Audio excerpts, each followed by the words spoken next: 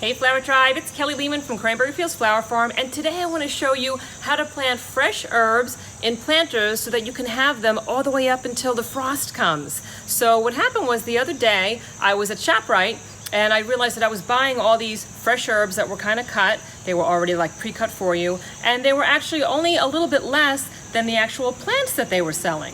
So I realized that with my basil plant, I just deadhead the leaves on the top and I continue to get a burst of basil throughout the entire summer. So my thought is I could probably do the same thing with other herbs. So I went ahead and I bought a whole bunch, and I'm gonna put them in one of the planters outside by my garage, and we're gonna see what happens. The planter that I'm using doesn't have holes for drainage, and that's a big no-no when it comes to planters, because plants like to have well-drained soil. At least most plants do. Herbs definitely do.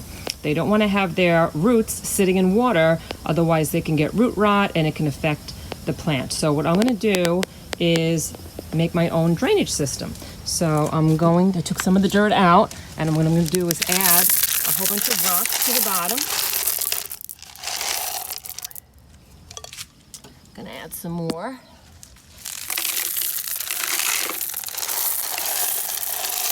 And now what's going to happen is when the water comes into this pot, it's going to seep down through the soil, it's going to hit the rocks, and that water is going to trickle through the rocks and sit underneath the rocks. And then the plant's roots are going to be in the soil, but they're going to be sitting on top of the rocks. So as the water goes down, it's going to allow it not to be sitting in a puddle. So if you have planters that don't have good drainage, or they don't have any holes in them at all, make sure that you do like a little makeshift drainage system.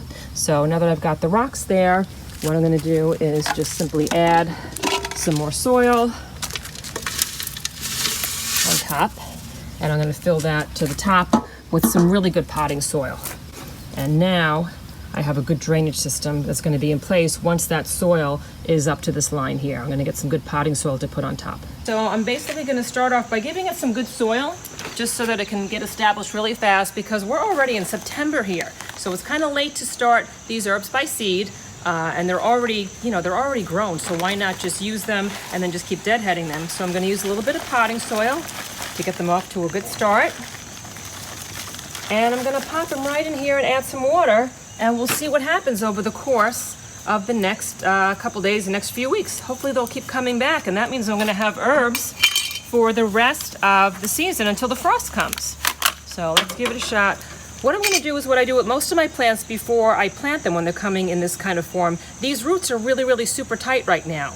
And actually, if they get dry and super tight, they're going to prevent the water from actually hitting the inside of the plant. So I'm going to kind of loosen up these roots. I'm going to give it a little, they call it teasing the roots. And I'm going to kind of loosen all that up. This way the water flow is a lot better now. And I'm going to pop him right in here. So I got my cilantro. This one's a little bit better because it was a little moister, so it's not quite as bad. It wasn't so dry, but I'm still going to tease those roots. I'm going to put my sage in. And I'm hoping to do a lot more cooking this winter because of that. So nothing like cooking with fresh herbs right from your garden or right from your flower pots. Oh, this guy was super loose, which was awesome. Okay, good job, dill.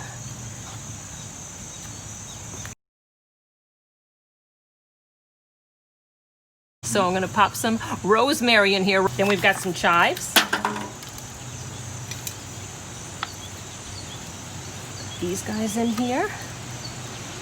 And then I've got a little bit of oregano that doesn't look so hot because it's super, super dry. So I'm gonna make sure that I'm actually gonna water these roots before I even start to tease them, because this guy is like bone dry. That's why all these leaves are so brown. So he gets a little extra love right off the bat. So now we've ensured that that loosened up. We're gonna put him right here. Doke. I'm actually going to wind up taking off a lot of those dead leaves once I'm done with this. And I've got one more thing of sage. Plant you by the sage. And one more cilantro. Okay, that literally took me, I don't know, like 3 minutes, maybe not even 3 minutes. I guess you can see in timer below on the video. But how easy is this? Now I'm just gonna water them all in. And I'm gonna keep an eye on them and see what happens. Right now, I just want everyone to get all tucked in and to get all comfortable in their new home. So I'm not gonna cut or prune besides some of these dead leaves today. I'm just gonna give it a while. I'm gonna give everybody a little chance to get established and get happy. This is what my herb planter looks like just a few weeks later. And I have to say the dill came back really strong. I've been using it a lot in cooking. And I did add an extra rosemary plant because I love cooking with this and I was just using it to death. So I wound up putting an extra one here. My oregano didn't make it, but that's okay. And the rest of these gals are thriving.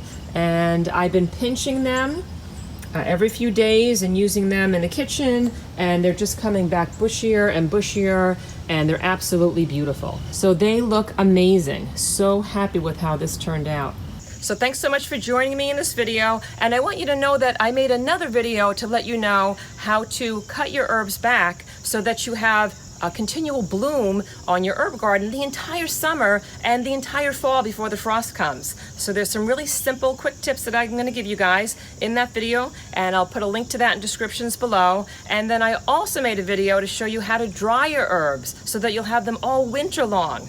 So I'll put both of those links below. And thank you so much for joining us. And I'm going to put some links for my Amazon shop below where you can shop for garden plants for your gardens. And please say hi to us over on Instagram. And please let me know where you're viewing this from in this great, big, beautiful world. I love to see how our flower tribe is growing around the globe each week. And I'll also put a link for my Patreon page in case you're looking to become a channel supporter. So I will see you guys in the next video.